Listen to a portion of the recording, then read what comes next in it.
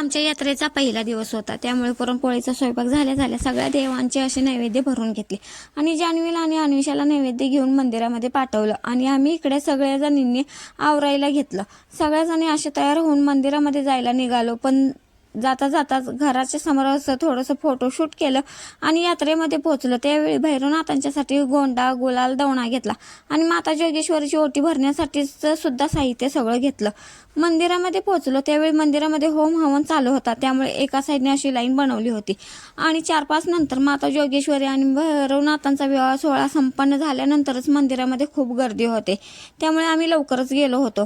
इथे यात्रेतून आणलेला भैरवनाथांना गोंडा, गुलाल, दवणा असं वाहून घेतला आणि नंतर माता जोगेश्वरीची ओटी भरण्यासाठीचं सगळं साहित्य एका ताटामध्ये काढून घेतलं.